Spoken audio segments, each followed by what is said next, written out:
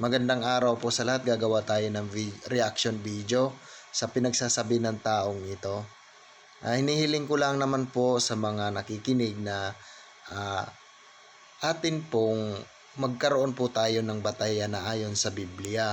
Huwag po tayong basta na lang magsalita ng wala sa Biblia at masama po yung nagagalit ang Diyos. Sana hindi po magagalit sa akin ang followers ng taong ito. By ngayon, umpisahan na po natin yung ating video reaction. Ang taong walang Diyos, walang magagawa. Ang tao daw na walang Diyos, walang magagawa. Mali po yun. Ang taong walang Diyos, may magagawa. Ang kaso, ang kanyang magagawa, masama. Meron siyang magagawa, ang kaso nga lang, masama. Dapat kasi sinabi ni Sir na hindi nabubuhay ang tao kung hindi dahil sa Diyos. Yun sana ang kanyang sinabi dahil yun ang tama. Noong nilikha ng Diyos ang isda, inutusan niya ang dagat. Sorry po dahil hindi po nag-uutos ang Diyos sa dagat. Wala tayong mabasa na ganun sa Biblia. Kaya po nagkaroon ng isda sa dagat kasi sinabi po yun ng Panginoon. Wala po siyang inuutusan. Noong nilikha ng Diyos ang kahoy, inutusan niya ang lupa. Pero Sorry din po hindi rin po nag-uutos ang Diyos sa lupa. Kaya po nagkaroon ng kahoy dahil pinatubo po yun ng Diyos. Siya mismo ang nagpatubo. Hindi po niya inutusan ang lupa. Wala po tayong ganong mababasa. Nilikha ng Diyos ang tao, ginawa niya ito sa sarili niya. Mali po.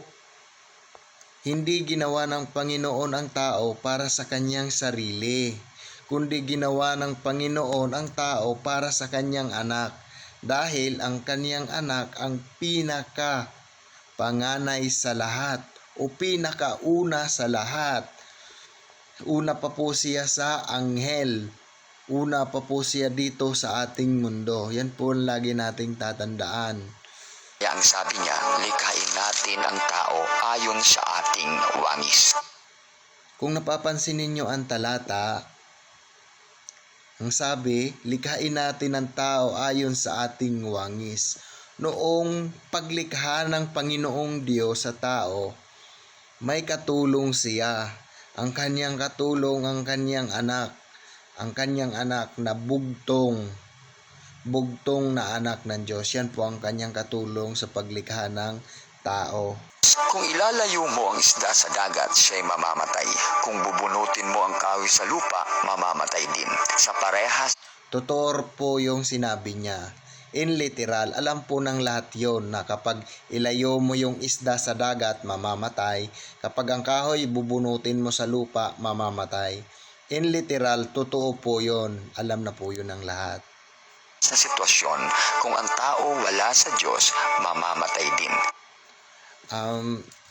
Ang sabi niya, ang taong wala sa Diyos, mamamatay rin. In literal po, ang taong nasa Diyos o wala man sa Diyos, mamamatay rin kahit ba yan nasa Diyos o wala sa Diyos. Pero in spiritual, ang taong nasa Diyos, mabubuhay na walang hanggan. At ang wala naman sa Diyos, magdurusa doon sa impyerno. Ang Diyos ay ang natural na imahe natin sa ating buhay. Ginawa niya tayo para mabuhay sa kanyang presensya. Dapat lagi tayong konektado sa kanya. Dahil kung wala siya, wala din tayo. Lagi nating pakaisipin na pag ang tubig walang isda, mananatiling tubig. Pero pag ang isda walang tubig, wala itong pakinabang. Ang lupa walang puno, mananatiling lupa. Pero pag Totoo po yun na tubig pa rin ang tubig kahit walang isda. Ang lupa kahit walang puno, lupa pa rin. Totoo po yun. In literal. Nakikita naman natin in literal dito sa lupa. ang puno walang lupa, wala itong magagawa. Ang Diyos na walang tao, Diyos pa din siya. Totoo rin po na ang Diyos pag walang tao, totoo pa rin, Diyos pa rin siya. Pero pag ang tao walang Diyos, ang tao ay walang magagawa. Ang tao po na walang Diyos, meron pa rin siyang magagawa. Ano po ang kanyang magagawa? Yun po ang paggawa ng masama. Kaya ang tao, makagawa ng masama, dahil wala siyang Diyos. Kaya lagi natin tandaan, kaya tayong mga tao nakagawa tayo ng masama. Siyempre, siguro nakalimot na tayo sa Diyos o wala na talaga sa atin ng Diyos. So, hanggang dito na lang. Marami pong salamat sa mga nag-like nito. At pasensya na po sa mga followers ng taong ito. Bye-bye!